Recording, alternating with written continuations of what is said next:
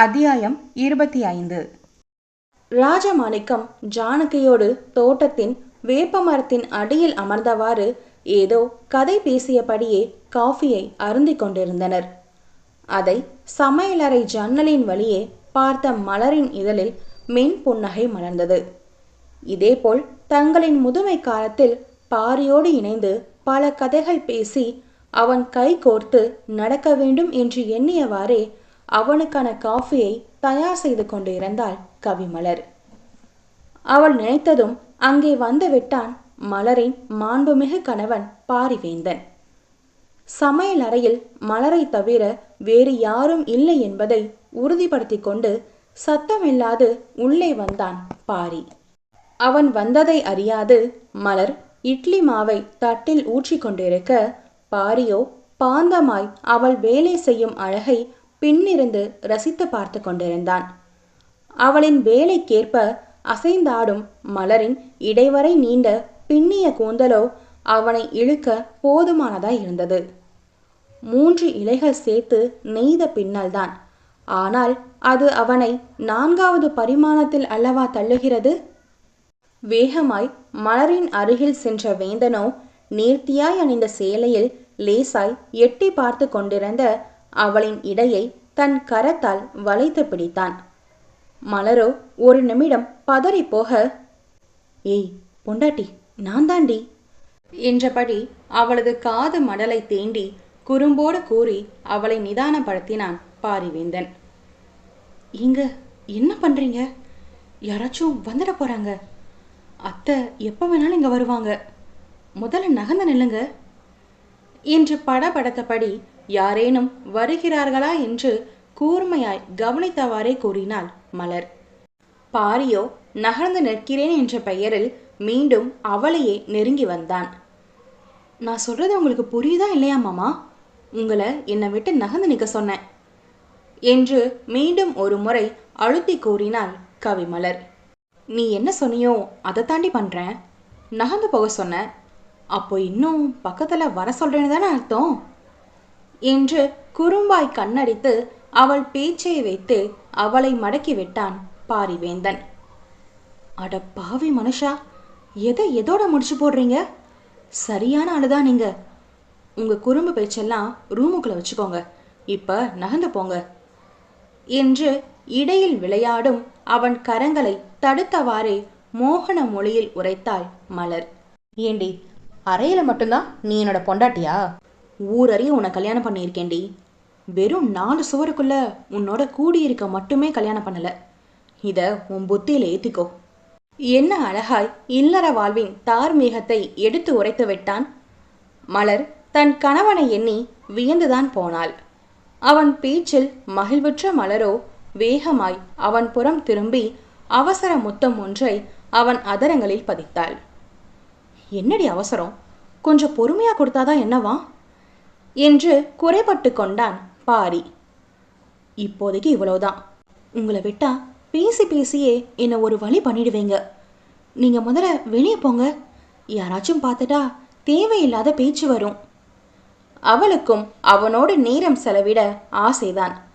ஆனால் இப்படி பதட்டத்தில் இருக்க விருப்பமில்லாது அவனை மனமே இன்றி போக சொன்னாள் மலர்.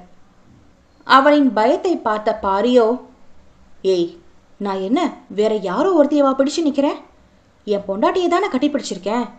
இதை யாரு பார்த்தாலும் எனக்கு கவலை இல்லை என்று அவளது விரல்களை முத்தமிட்டபடி உரிமையோடு சொன்னான். இதுக்கு நீங்க எப்பவும் போல என முறைச்சிட்டே தெரிஞ்சிருக்கலாம். அப்ப கூட என்னால உங்களை சமாளிக்க முடிஞ்சது. ஆனா இப்போ சுத்தமா முடியல என்று இன்பமாய் சலித்தவாறு கூறினாள் கவிமலர். அவளின் பேச்சை கேட்டு இதழ் பிரியா புன்னகை ஒன்றை சிந்தியவனோ, இந்த முகத்தை பார்த்து என்னால 2 நிமிஷத்துக்கு மேல முறைக்க கூட முடியலடி. நீ கொஞ்சமா முகம் வாடினாலும் உடனே ஓடி வந்து என் தங்க பொண்ணை கொஞ்சி அவளை சமாதானப்படுத்த சொல்லி என் மனசு கிடந்து அல்லாடும் என்று காதலாய் உருகி சொன்னவன் லேசாக குனிந்து அவளது மூக்கின் மேல் ஒரு அழகான முத்தத்தை பதித்தான். மலருக்கோ சிறகே இல்லாது வானத்தில் பறக்கும் உணர்வு. அவள் சந்தோஷத்தை விவரிக்க மொழிகளே இல்லை. அவனை பார்த்து ஆசையோடு ரசித்த மலர், எப்படிப்பா, நான் என்ன பால் போட்டாலும் சிக்ஸரா அடிக்கிறீங்க என்று சிரித்து கொண்டே சொன்னாள் மலர். அதெல்லாம் இந்த ஐயாவோட தனித்திறமடி. சரி, நீ பால் போடுறது இருக்கட்டும், எங்கடி என்னோட காஃபி என்று பாரி அவளது இடையை இன்னும் கொஞ்சம் இறுக்கி வம்பாக கேட்டான். சார், என்ன இப்படி இறுக பிடிச்சுக்கிட்டு நின்னீங்கன்னா நான் எப்படி காஃபி போடுறதா? நீங்கள் அமைதியாக வெளியே போய் உட்காருங்க, நான் காஃபியோட வரேன் என்ற மலர் பாரியின் மூக்கை பிடித்து செல்லமாக ஆட்டியவாறு சொன்னாள். வெளியே போயே ஆகணுமாடி என்று கேட்டவாறே அவளை நோக்கி முன்புறம் சாய்ந்தவன் மேடையின் இரு புறமும் தன் கைகளை ஊன்றி அவளை அணை கட்டியவாறு நின்றிருந்தான் பாரிவேந்தன். அவனின் 2 கைகளுக்கும் நடுவே மலர் சிறைப்பட்டு நின்றாள். அவன் இன்னும் கொஞ்சம் முன்னேறி சாயவும் மலரும் லேசாக பின்னால் நகர்ந்து அந்த சமையலறை மேடையில் சாய்ந்து நின்றாள். பாரியின் இந்த செயலில் அவளுக்குள் பட்டாம்பூச்சிகள் பறக்க ஆரம்பித்தது. இருந்தும் அவனை வெளியேற்ற வேண்டிய கட்டாயத்தில் அவள் இருப்பதால், சரி, அப்போ நீங்க வேணா காஃபி போட்டு எடுத்துட்டு வாங்க, நான் வெளியே இருக்கேன் என்று கண்ணடித்து அவள் கேலியாக கூறவும் அவளது சுட்டித்தனமான பேச்சை கேட்டு சிரித்த பாரி, ஓஹோ மேடம் அப்படி வரீங்க, சரி போட்டுட்டா போச்சு, ஆனால் எனக்கு எப்படி காஃபி போடணும்னு தெரியாதே, அதனால் நீ பக்கத்துல இருந்து சொல்லிக் கொடு, நான் கற்றுக்கிறேன் என்று பாரியும் பேச்சால் மடக்கி விட்டான். இன்னைக்கு ஒரு முடிவோட தான் இருக்கீங்க போல, அப்போ வேலை நடந்த மாதிரி தான் போங்க என்று மலர் சொல்லவும், இதெல்லாம் என்னை கட்டி போடுறதுக்கு முன்னாடி யோசிச்சு பார்த்துருக்கணும் மேடம், இப்போ உன்னை விடுறதா இல்லை என்று சொல்லியபடியே அவளுக்கு சிரிப்பை மூட்டவும் மலரோ சிரிப்பை அடக்க இயலாது சினுங்கியவாறே சிரித்து தடுத்தபடி இருந்தாள். அந்நேரம் அங்கே வந்தாள் ரேகா. மலரின் சிரிப்பும் அவர்களின் நெருக்கமும் காண காண அவளுக்குள் இருந்த வன்மம் கூடிக்கொண்டே போனது. வேகமாய் உள்ளே வந்த ரேகாவோ வேண்டுமென்றே அருகே இருந்த பாத்திரத்தை கீழே தள்ளிவிட்டாள். அந்த சத்தத்தில் பதறிப்போய் விலக பார்த்தாள் மலர். ஆனால் பாரியோ தன் காதை குடைந்தவாறே அந்த சத்தத்தை தவிர்த்தவன் விலகி போன மலரின் கையை பிடித்தபடியே தெனாவெட்டாக நின்றிருந்தான். மலரு, என்னோட காஃபி எங்க என்று இருந்த கடுப்பை மறைத்தபடி கேட்டாள் ரேகா. ஏனெனில் பாரியின் முன்னிலையில் மலரை அதிகாரம் செய்தால் என்ன ஆகும் என்று அவள் அறிவாளே. அதனால் இப்போது எல்லாம் சற்று அடக்கித்தான் வாசிக்கிறாள் ரேகா. காலை சமையலை மலர் பார்த்து கொள்வாள். மதிய உணவை ரேகா செய்வாள். இரவு நேரத்தில் இருவரும் சேர்ந்து செய்வார்கள். இதுதான் இப்போதைய வழக்கமாக உள்ளது. அமுதாவை உறங்க வைத்து பின் ரேகா உறங்கவே நடு இரவு ஆகிவிடும். அதை தானாகவே புரிந்து கொண்ட மலரோ காலை வேலைகளை தன் பொறுப்பில் எடுத்துக்கொண்டாள். காலையில் அனைவருக்கும் காஃபி போடும் நேரத்தில் சரியாக சமையல் அறைக்கு வந்துவிடும் ரேகாவோ நேற்று இரவு முழுவதும் அமுதா உறங்காது ஆட்டம் காட்டியதால் இப்போது அவள் எழுந்து தயாராகி கீழே வர நேரம் ஆகிவிட்டது. அதனாலே காஃபியை போட சொல்லி கேட்டிருந்தாள் ரேகா. ஆனால் பாரி இங்கேயும் வருவான் என்று அவள் எதிர்பார்க்கவில்லை. ரேகா கேட்டதும் பாரியின் கைகளை விட்டு விலகிய மலர் இட்லியின் அடுப்பை அணைத்துவிட்டு மற்றொரு அடுப்பை பற்ற வைத்து பால் பாத்திரத்தை வைத்து பாலை ஊற்றினாள். உடனே அந்த அடுப்பை அணைத்தான் பாரிவேந்தன். மாமா, என்ன இது என்று மலர் அதட்டவும், நீ கொஞ்சம் அமைதியாரு, யாருக்கு காஃபி வேணுமோ அவங்களே வந்து போட்டுக்க சொல்லு, நீ உன் வேலையை மட்டும் பாரு என்று பாரி அழுத்தமாய் கூறினான். ரேகாவை பற்றி புரிந்து கொண்டவனோ அவள் விஷயத்தில் மட்டும் இறங்கி போக அவனது மனம் இடம் தரவில்லை. பாரி பேசியதை கேட்டு உச்சி முதல் பாதம் வரை கோபத்தில் கொதித்து போன ரேகாவோ எதுவும் பேசாது அவளே வந்து தனக்கான காஃபியை தயார் செய்ய வரவும் மலரையும் இழுத்து கொண்டு விலகி நின்றான் பாரிவேந்தன். ஏங்க, இதெல்லாம் ரொம்ப ஓவரு, ஒரு காஃபி தானே கேட்டாங்க என்று மலர் சொல்லவும் பாரி பதிலுக்கு அவளை அனல் பார்வை பார்த்தான்.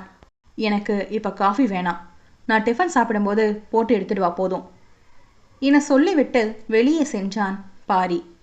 அடுப்பிலோ பால் சூடாகி கொண்டிருக்க அதைவிட அதிகமாய் ரேகாவின் உள்ளம் கொதித்தது. அவளின் அமைதியெல்லாம் ஒரு காரணமாய்தான்.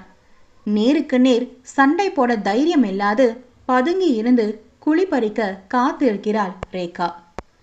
இதை அறியாத மலரோ காலை சமையலுக்கான வேலைகளை செய்ய தொடங்கினாள். பாரியோ கூடத்தில் வேலை விஷயமாக போனில் பேசிக் கொண்டிருந்தான். இப்போது பாரியின் பொறுப்பில் வயலும் தென்னந்தோப்பும் இருக்க அதை வைத்து தன் வருமானத்தை பல வகைகளில் பெருக்கும் வேளையில் முனைப்பாய் இருக்கிறான் பாரி. தென்னையில் இருந்து கிடைக்கும் பொருட்களை அதன் மதிப்பை கூட்டி பல வழிகளில் வியாபாரம் செய்வதற்கான பணியில் ஈடுபட்டிருக்கிறான். அதற்கான இந்திய நிறுவனங்களில் தொழில் ஒப்பந்தம் போடுவதற்காக கடந்த சில நாட்களாக பேசிக் கொண்டிருக்கிறான். என்னதான் எல்லாம் இப்போது அவனது என்றாலும் அதற்கு விதை போட்டு மரமாக்கியது ராஜமாணிக்கம்தானே. வளர்ந்த மரத்தின் கனியை பாதுகாத்து அதை பராமரிப்பதில் என்ன சுமை இருந்துவிடப் போகிறது? அதன் விருட்சத்தில் அவன் பெயர் இல்லையே. அவன் பெயருக்கென்று ஒரு அடையாளம் வேண்டும் என்பதில் தீவிரமாக இருக்கின்றான். ஏனெனில் பரம்பரை சொத்தை வைத்து வாழ்வதில் என்ன பெருமை இருந்துவிடப் போகிறது? சுயமாக தொழில் செய்து அதில் முன்னேறி வாழ்ந்து காட்டும்போது வரும் கம்பீரமே தனி அழகல்லவா? அதனால் இப்போது ஒப்பந்த முறையில் இத்தொழிலை செய்துவிட்டு பின் அதை பற்றி முறையாக அறிந்த பின் தனியாக தொழிற்சாலை நிறுவும் எண்ணத்தில்தான் இருக்கிறான் வேந்தன். இதை பற்றிய யோசனையோடே பாரி கூடத்தில் அமர்ந்திருக்க மலர் காஃபியை எடுத்து வந்து அவனிடம் கொடுத்தாள். அந்நேரம் ரகுநாதன் தனது மில்லுக்கு செல்வதற்காக கிளம்பி வந்தான். அமுதா அவன் கையில் பூங்கொத்தாய் அமர்ந்திருக்க அவளை கொஞ்சியபடியே வந்த ரகு ஜானகியிடம் தன் மகளை கொடுத்துவிட்டு சாப்பிடாமல் கூட கிளம்ப ஆயத்தமானான். அதை பார்த்த ரேகா, எங்க சாப்பிட்டு போகலாம்ல என்று அழைத்தாள். ரகுவோ அவள் முகத்தை கூட பாராது, எனக்கு பசி இல்லை என்று சொல்லிவிட்டு விறுவிறுவென்று வெளியே சென்று விட்டான். சில நாட்களாக ரகுவிடம் தெரியும் மாற்றத்தையும் அவனின் நடவடிக்கைகளையும் பாரி கவனித்து கொண்டுதான் வருகிறான். ஆனாலும் ரகுவிடம் பேசாது தள்ளியே இருந்தான் பாரி. சற்று விட்டு பிடிப்போம் என்ற எண்ணத்தில்தான் விலகி நிற்கிறான். தம்பி உடையான் படைக்கு அஞ்சான் என்ற வாக்கியம் எவ்வளவு உண்மை என்பதை ரகு முழுதாக உணரும் நாளும் வெகு தூரத்தில் இல்லை. பின் வீட்டினர் அனைவரும் சாப்பிட வந்தமர ரேகா அமுதாவிற்கு உணவை ஊட்ட சென்று விட்டாள். மலர் அனைவருக்கும் சேர்த்து பரிமாறிவிட்டு பின் தனக்கும் தட்டில் வைத்து சாப்பிட ஆரம்பித்தாள். அவள் அமர்ந்தது மாமியாருக்கு பிடிக்கவில்லைதான். ஆனால் மகனின் கட்டளை அது. அதனால் எதுவும் பேச இயலாது உணவை கடுப்பில் மென்று கொண்டு இருந்தார் ஜானகி. என்ன இது, இட்லி கல்லு மாதிரி இருக்கு, எந்த அளவுல அரிசியும் உளுந்தும் போட்டியோ என்று ஜானகி குறை வாசிக்கவும், நீங்க தான் அத்தா அளந்தே கொடுத்தீங்க, அப்போ இதுக்கு நான் காரணம் இல்லை என்று அமைதியாய் பதிலடி கொடுத்தபடி சாப்பிட ஆரம்பித்தாள். என்னடி அசால்ட்டா எங்க அம்மாவை எதிர்த்து பேசுற என்று அவளுக்கு மட்டும் கேட்கும் குரலில் பொய்யாய் முறைத்து கேட்டான் பாரி. எல்லாம் நீங்க கொடுத்த தைரியம்தான் என்று கேலியாக கூறியவள் சாப்பிட்டு எழுந்து சென்றாள். பின்னர் மாணிக்கம் சிறிது நேரம் பாரியிடம் பேசிவிட்டு தன் அறைக்கு சென்றுவிட பாரியும் கிளம்ப ஆயத்தமானான். மலர் வருவதற்காக காத்து நின்றான். மலரோ பின்கட்டுக்கு சென்றிருந்தாள். அப்போது பக்கத்து வீட்டு பரிமளா என்ற பெண்மணி மலரிடம் வந்து பேசிக் கொண்டிருந்தார். மலரு, பிள்ளைக்கு பிறந்தநாள் வருது, ஆனா இப்போன்னு பார்த்து கையில காசே இல்லை. கை மாத்தா ஒரு 500 ரூபா இருந்தா தரியா? நான் அடுத்த வாரம் அந்த காசு கொடுத்துட்றேன். என் புருஷனுக்கு இன்னும் சம்பளம் போடல, அதான் மலரு என்று தயங்கியபடியே கேட்டார் பரிமளா.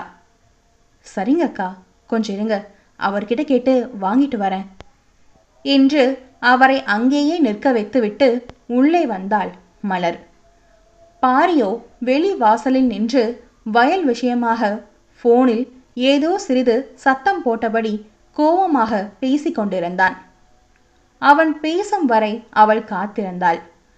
அந்நேரம் பின்கட்டில் நின்றிருந்த பரிமளத்தை பார்த்துவிட்டு என்ன செய்தி என்று விசாரித்த ஜானகியோ பணம் என்றதும் அவர் முறைத்த முறையில் அங்கிருந்து சென்றே விட்டார் பரிமளா. யாரு வீட்டு காசை எடுத்து யாருக்கு கொடுக்கறது? இவளே இங்க எதுவும் இல்லாம வெறுங்கைய வீசிட்டு வந்துதான் வாழ்ந்துட்டு இருக்கா. இதுல இவ அவளுக்கு பணம் கொடுத்து உதவி செய்யறாளாம் என்று மலரை திட்டியபடியே வாசலுக்கு விரைந்தார் ஜானகி.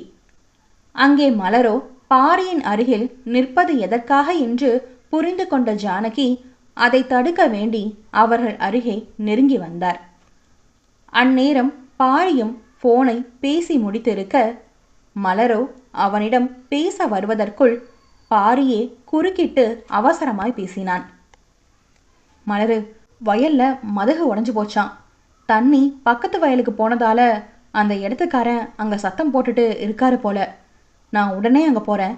நீ மதியத்துக்கு எனக்கு சாப்பாடு எடுத்துட்டு வர வேணாம் என வேக வேகமாய் சொல்லிவிட்டு வண்டியில் ஏறி பறந்து விட்டான் பாரிவேந்தன். அவனின் அவசரம் புரிந்தாலும் மலருக்கு இப்போது தன்னை எதிர்பார்த்து நிற்கும் பரிமளா அக்காவை நினைத்து சங்கட்டமாய் போனது. அதை பார்த்தபடியே அங்கே எகத்தாளமாய் சிரித்தபடி வந்த ஜானகியோ, சொந்தமா உன்கிட்ட ஒரு 10 ரூபா கூட இல்ல, இதுல நீ அவளுக்கு உதவ போறியா? என் மகனோட காசுல வாழ்றதும் இல்லாம இப்போ உதவிங்கிற பேரில் அவன்கிட்ட இருக்கிறதையும் அழிக்க பாக்குறியா? உன் குடும்பத்தோட கடனையே அவன் தான் அடைக்கிறான். இதுல ஊருக்கே அவனை தானம் வேற பண்ண சொல்றியோ? ஒழுங்கா போய் வேலையை பாரு என்று திட்டிவிட்டு சென்றார் ஜானகி. 500 ரூபாய்க்கு கையேந்தி நிற்கிற நிலைமையில தான் ஓம் பொழப்பே ஓடுது, அதை மறந்துடாத என்று கேலி செய்தவாறே சென்றார் ஜானகி. பாரி அவளிடம் பணத்தை தருவது இல்லை போலும் என்ற குதூகலத்தில் மேற்படி கூறியிருந்தார் ஜானகி. ஆனால் அது உண்மை இல்லை என்று மலரும் அறிவாள்தான். ஆனால் ஜானகியின் பேச்சோ அவளின் சுயமரியாதையை கேள்வி கேட்பதாய் இருந்தது. அவர் பேசியது எல்லாம் தவறு என்றாலும் அந்த பேச்சில் இருந்த சில உண்மை அவள் மனதை கூறு போட்டது. பாரியிடம் பணம் கேட்டால் 500 என்ன, எவ்வளவு வேண்டுமானாலும் தருவான்தான். ஆனால் தன் கையில் இப்போது பணம் இருந்திருந்தால் யாரிடமும் கேட்டு காத்திருக்க வேண்டிய அவசியம் இல்லாது உடனே எடுத்து கொடுத்து இருக்க முடியும் அல்லவா? பெண்களுக்கு சுய சம்பாத்தியம் எவ்வளவு முக்கியம் என்பதை இந்த நொடி உணர்ந்தாள் கவிமலர். நாமே உழைத்து சம்பாதித்த பணம் அது 10 ரூபாயாக இருந்தாலும் சரி, அது கொடுக்கும் தைரியத்தை வேறு யாராலும் கொடுக்க முடியாது. சுய சம்பாத்தியம் என்பது வெறும் பணம் அல்ல, அது சுயமரியாதைக்கு கிடைத்த முழுமையான சுதந்திரம். பரிமளா போன்ற பல பெண்கள் இன்னும் இருக்கத்தான் செய்கிறார்கள். இதே அவர் கையில் பணம் இருந்தால் அவரின் மகளின் விருப்பத்திற்கு ஏற்றவாறு வாங்கி கொடுத்திருக்க முடியும் அல்லவா? உண்மையை சொல்ல போனால் பெண்களின் விருப்பங்களுக்கு இறக்கைகள் முளைப்பதே அவள் சொந்த காலில் நிற்கும் போதுதான். ஜானகியின் பேச்சை கேட்டு வருத்தம் அடையாது அதிலிருந்த உண்மையை மட்டும் எடுத்து கொண்டவள் தனக்கான சிறகை விரித்து பறக்க தயாராகிவிட்டாள் கவிமலர். மலர் அவள் சிறகடிக்க விசும்பாய் விரிந்து வழியாய் மாறி போனான் பாரிவேந்தன்.